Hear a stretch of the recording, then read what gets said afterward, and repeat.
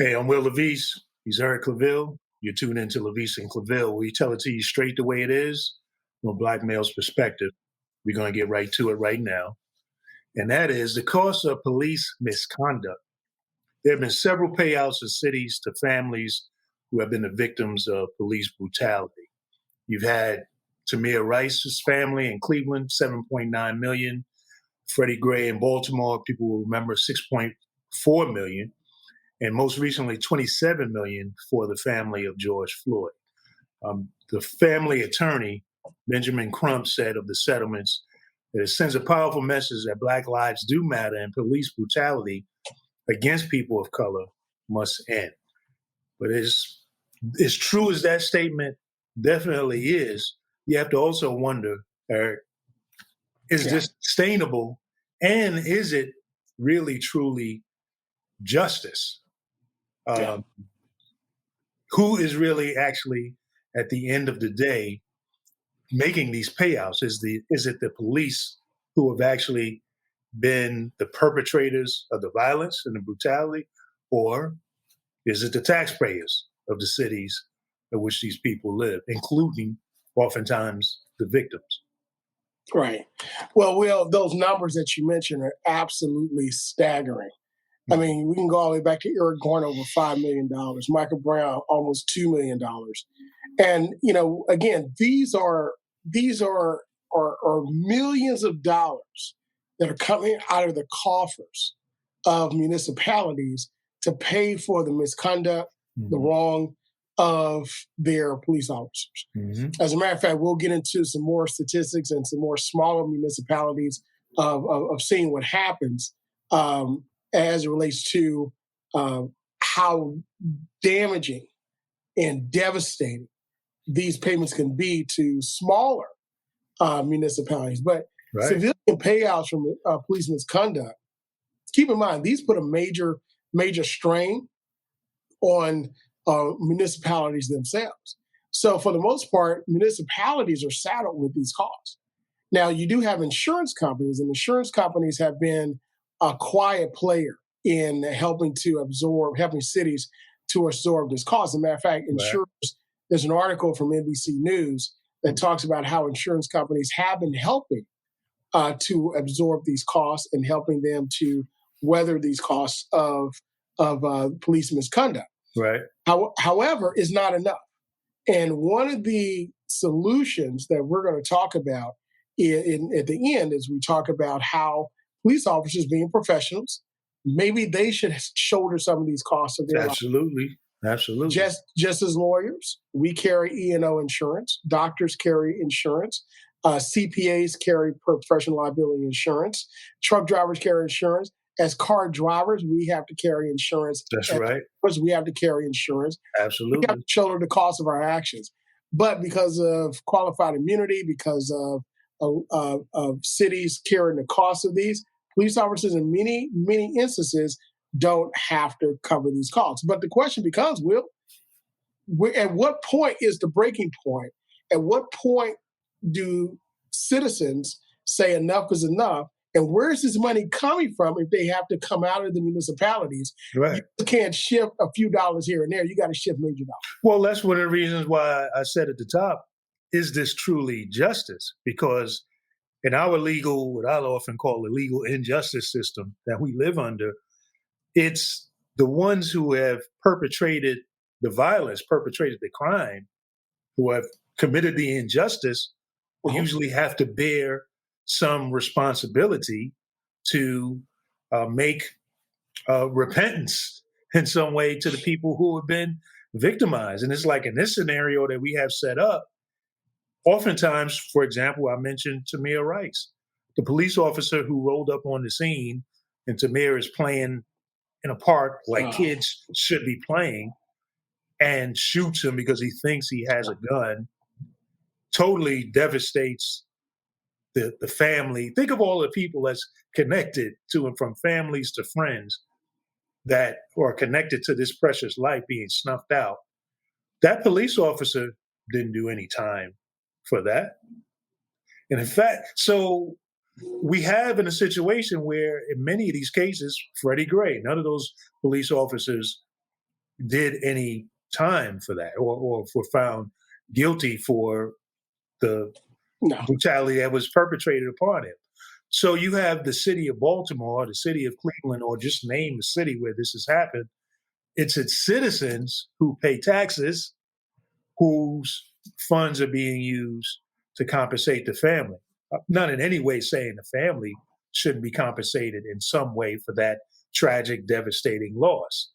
But you're not putting the person who is at the center of creating the tragedy, they're not bearing any responsibility at all. And so look at, and I would love for you to talk about this when you talk about insurance and the dynamics of how all of this even works. The city gets its funds from the tax base. The taxes come from the citizens. The insurance companies, they're not just doing this out of benevolence.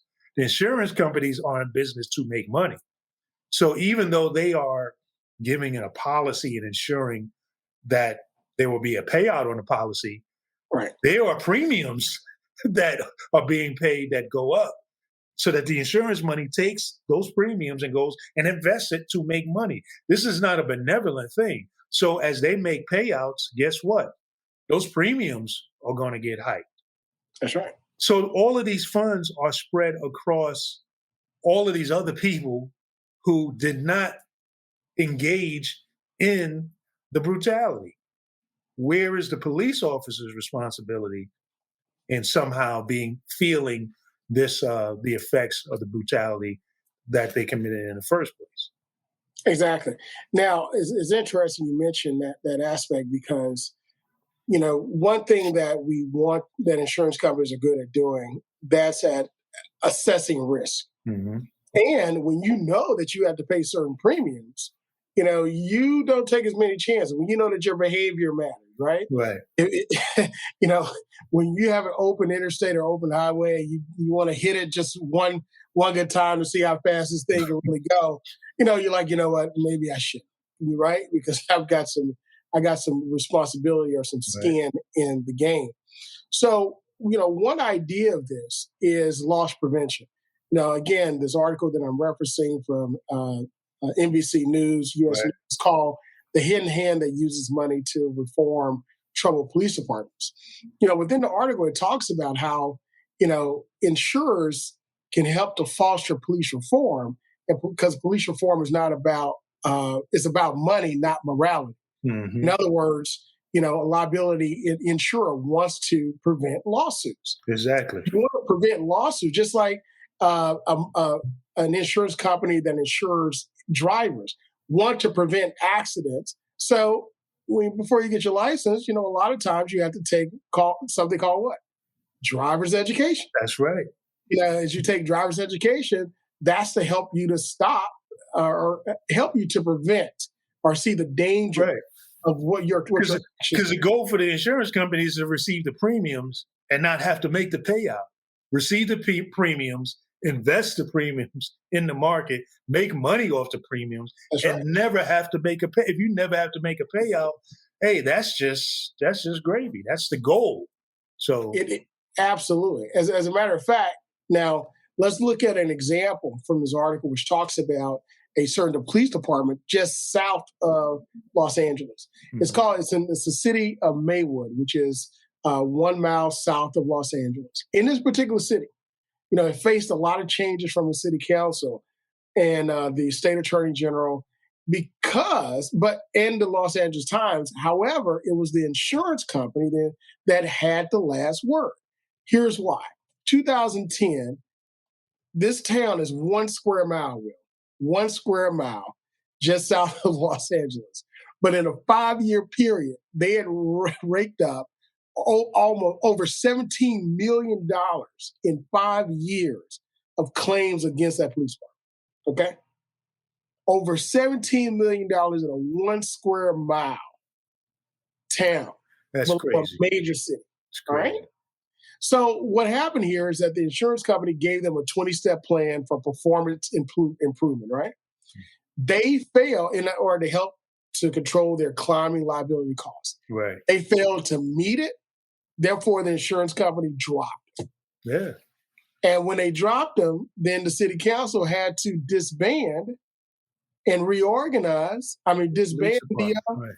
the police department. So in other words, they went to the source, to those who were actually committing the problem, and made them pay in the loss of jobs or the reorganization of jobs. So that's logical. It's like, of course, you're supposed to go to who's ever creating the problem should be the one that bears the responsibility for the problem. Well, it's only good fiscal and policy decisions for a municipality. Again, risk.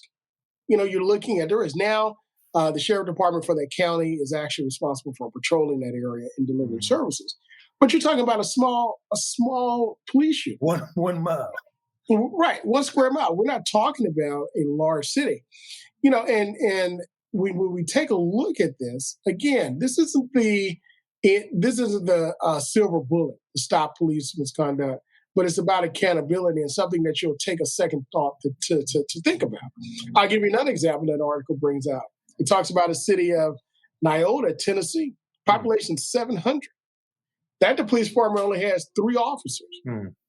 But in 2011, two of the 3 ended up beating up a local motorist, according to the article, and they sued for $35 million, which represents 75 times the city budget. Wow. Right?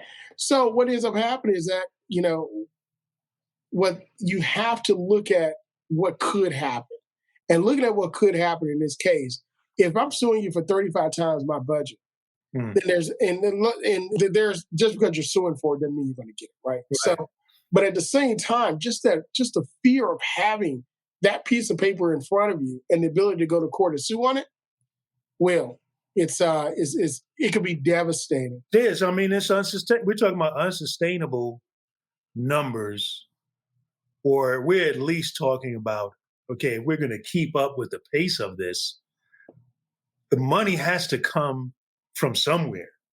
And so where is the money going to come from? And then the other thing is just looking at the justice system, like you said, okay, go into court on this. Like I know a lot of cities, okay, the attorneys are already on salary oftentimes, so it's not necessarily an additional expense, but then oftentimes it is. Sometimes they have to, there's overtime for an attorney too, or they have to actually get outside counsel, because if your internal counsel is focused on this, there are other cases, other legal matters that need to be addressed that they can't put that same attention to.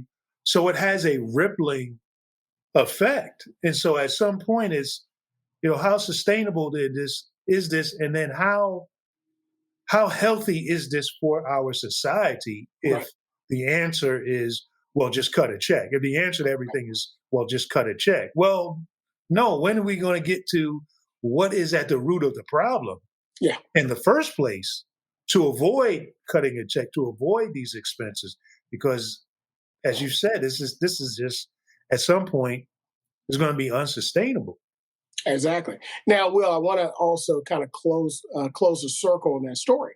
So even though those cases were, the criminal and the civil cases were dismissed, what happened was the risk insurer, because that the police department, like most, are in what we call a risk pool of liability insurers. You got to have it. Cities have insurance.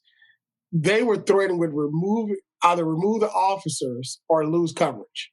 So the insurance company caused reform, and they had to basically replace those 2 officers. Remove them and replace them. Now, of course, there was no major demonstration of a civil march. There was no major story that broke on this. There was no major legislation that was passed. There were no hearings in the State House. There were no hearings at the City Council. They got a call from the insurance company. Wow. Lose coverage or lose the officers. Now look at the Pandora's box that opens from a civil liberties, from a civil aspect, that now your insurance companies have the power to remove, a peace officer.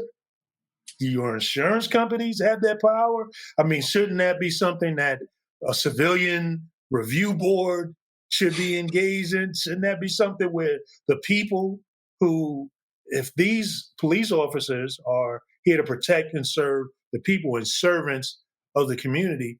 Do you want an insurance company, a business, to have that much power, to have that kind of impact? I'm like, yeah, it on one hand, somebody has got to do something because it's unsustainable. But then on another hand, that's alarming that here you have a corporation, a company can have that kind of power and say, you gotta do something here and just get people fired. That's a Pandora's box again. Yeah. That by not addressing the root cause, that we end up opening all kinds of other scenarios that are problematic and never get us any closer to real justice. Absolutely. And again, keep in mind that 85%, according to this article, of police departments serve municipalities under 25,000 people. Mm-hmm. So outside of major cities, you have smaller suburbs and smaller towns and townships and things of that nature. And most, if not all, cities are in what we call a risk pool, right? Mm-hmm. But keep in mind that what's happening is that these insurance companies, as you stated, are having the greater influence in very quietly shaping police departments and how police protocols. So they're policing the police through a risk pool analysis of insurance and costs. They're helping to eliminate risky protocols, ousting police chiefs, and also shutting down police departments, as I just pointed out in the story about Maywood, the city of Maywood, and how their city council ended up disbanding them. But Will, there's also a downside. You know what I'm saying? So when you mention, how insurance companies are having more power to do these things than other citizen review boards, right? Other legal entities, you have to think about it, because it isn't easy, according to the article, to sue police. You got attorney fees, you got legal doctrines, qualified immunity that protect governments and things of that nature. Right. And suits can, of course, go for a very, very long time. Now, we are seeing in our, and again, that's according to this article, but we are seeing, according to what's happening with these high-profile killings, there are settlements that are coming very fast. That's real, yeah. Very fast. So we have high-profile killings that are pushing these, but we have these smaller cities that are complicating the issue sometimes because there is no attention to it, and it's drawing these things out to where maybe it's just not worth it, or maybe people give up, or whatever the case may be. So we have to understand that it's not a silver bullet to solve the problem. There are some drawbacks to it, but it is becoming more and more reliable because police departments are saying, you know what? I can't have my insurance unless I stop doing X, Y, Z. It's just like your car insurance. If your teenagers are driving in a way that's not conducive to your budget for insurance coverage, the insurance, you take the car away. Yeah. You get them a bus pass. You become, soccer dad, soccer mom again. And that's the same thing. The insurance company says, wait a minute, look, you got to stop doing X, Y, Z, or watch how you do these certain things. And I want to go back to the improvement plan. Keep in mind, the insurer for Maywood implemented, they just didn't say stop doing this, but they implemented a 20-point improvement plan that the city police department failed to implement. So so it's not like they're saying do this or else, but they gave them an opportunity to improve themselves, and it just didn't. But then what happens? You get another insurance company that takes a different approach.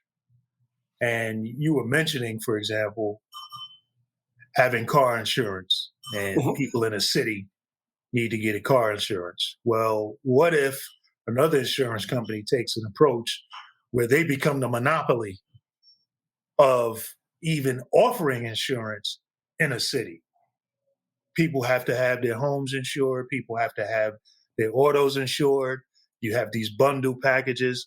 What happens if an insurance company can wield that much power and say, in order for us to insure your police, we've got to also have this percentage of business in your city, or we've got to own these zip codes in your city. Now, here you are, Joe Citizen, you've got a home, you've got a car, maybe you don't like one of these insurance companies, or maybe their pricing is too high. Where can you go? Can you go to another insurer and get your property, your car insured? If these kinds of things can happen, can be done, again, because insurance companies are in business to make money.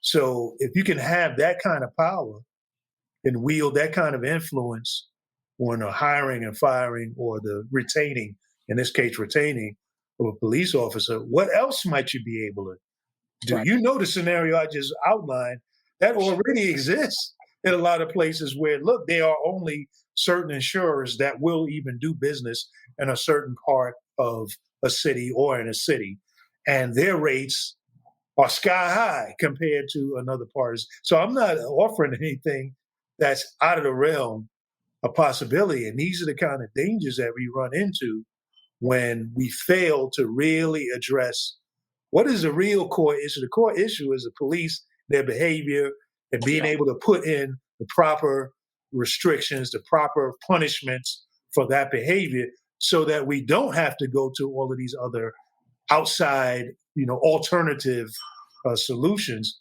that could actually lead us down a very troublesome road. That's my concern.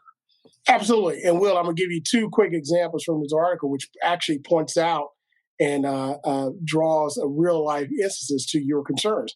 One is a city in the state of Florida, where you have insurance companies that did not demand changes, and they actually paid out various large payments of I think it was $11.5 million of a $13 million settlement, where the officers were found liable in a lawsuit for civil rights violations. But that in the city, it's called the city of Lakewood, the insurer did not drop them from their pool. Now the city had to pay right at $1.5 million because the insurance company only paid 11.5. So the city had to come out of their budget for 1.5. But what happened was none of the officers were demanded to change. Several years after that, another $28 million claim from some of the same officers that actually killed the other gentleman who received a $13 million settlement. And there's a third case pending. But what happened is none of those officers were demanded to change. They kept paying out X amount of settlements up to X amount of dollars. And none of them were actually disciplined at all, right? And then you go to another case where, some insurers said, you're too risky to insure. So in a city outside of Detroit suburb of Inkster, according to the article, what happened was, in that case, the insurance company paid up only settlements over X amount of millions of dollars. So if there was a settlement that was over $2 million, that's when they kick in. Right. You got to cover the first $1.999 million, right? Actually, I'm sorry, the first $2 million, they cover every penny and dollar after $2 million. So when you get a case where there was a settlement for $1.4 million, what happened? The suburb outside of Detroit had to pay had to come up, before the kick it. And we know about that. Those of us have health insurance, we know about that we paying these premiums, and then all of a sudden you got to go to the hospital, and you're like, whoa, wait a minute. I had to pay up to the first. Did you pay your first $2,500? Did you pay your first $2,500? No, okay. Then you got to come out of pocket for this surgery. Absolutely. And again, if you're not planning for this in your budget, right? And I'm sure in a lot of these cities, they are making contingencies. Again, if you got quality accountants, finance people, they make budgets with that kind of air in it to be able to absorb some of these costs. But you can't predict everything, and that makes your budget really, really tight. And ultimately, it causes your city leaders to have to make some tough decisions about other areas of the budget. And again, that's where a lot of this call for defunding police is coming from. It's not saying eliminate, well, some people are saying eliminate police, but for the most part, it's saying spend the money on areas that would address the root causes and really fix some of the societal problems that we have that lead to people having these encounters with police. And also stop requiring police to be engaged in encounters with the public that they're not really trained for. Why not train up or put that funding into another sector of the society that can better address that, so we don't continue to have these kinds of encounters that blow up in the loss of death, tragedies that end up in these kinds of major big payments that, again, they're opening Pandora boxes that, long term, how is this sustainable? Right. And in this particular case, Will, you say city managers, they do, every city has a risk prevention, risk management and risk prevention department. Right. Unfortunately, for this case, because the area was so poor, 1 in 3 residents live in poverty, they had to raise property tax. Wow. So that's settlement. So that the wake up call, according to the police chief in this article, he called another police chief out of a black police chief in Alabama who came to not reform but transform. So they started an police academy with scholarship, brought in 5 police officers out of 23 persons in that police academy, because you had a city that was 3/4 black being policed by a police force that's 3/4 white. Oh. And then you institute body cameras, community policing. Hello. That's an obvious problem. That's an obvious red flag. Right. So now crime drops by 25% just by doing these few things, and engagement with incarcerated individuals, training and cultural awareness and mental health and things of that nature. I mean, you literally turned around by instituting good policies and common sense policies. Now you're no longer risky to ensure you are good, you're an entity that individuals want to insure, because you have these stopgap measures and these good policies where you're training.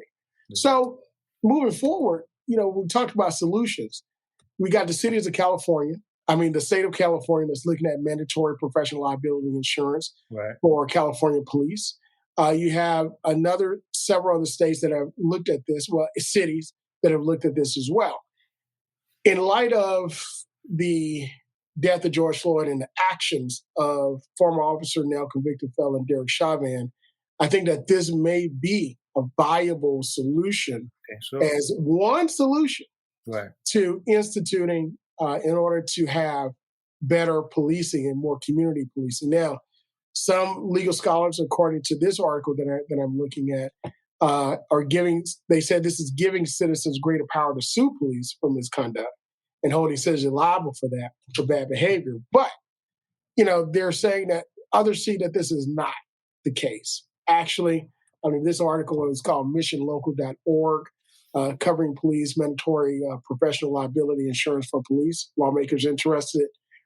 Many believes that this is not giving individuals more power to sue, but rather is giving police departments more of an incentive to implement these things that they just did in Detroit. Community policing, more engagement with the community, more police that look like the community policing them. Exactly. More cultural and mental health training to recognize these things. In other words, just like when I was in the military, we were transitioning to what's called a smarter military. Right. They wanted individuals that were more educated, individuals with degrees and things of that nature, because the Army was not becoming what we call old leathernecks, the old Marines, but it was becoming using more artificial intelligence, more technology and things of that nature. Right. And they wanted you to be able to not just be able to have brute strength, but they wanted you to have the educational capacity, to deal with these issues on the battlefield and leading up to it. And we see it now, with cybersecurity and the attack on our gas lines and so forth. So I believe that this is a step in the right direction, something that we need a national conversation over, and possibly a national insurance pool to actually help to have risk that's distributed over the course, and not just one company or two companies, but a pool of risk for insurers and also police departments, in order for us to now start having smart policing, smart policy. Yeah, and I think anything solutions that go to pinpointing who is most responsible for creating a problem is where we need to be. So if it's on the side of police, you commit brutality, you should be bearing the responsibility of that.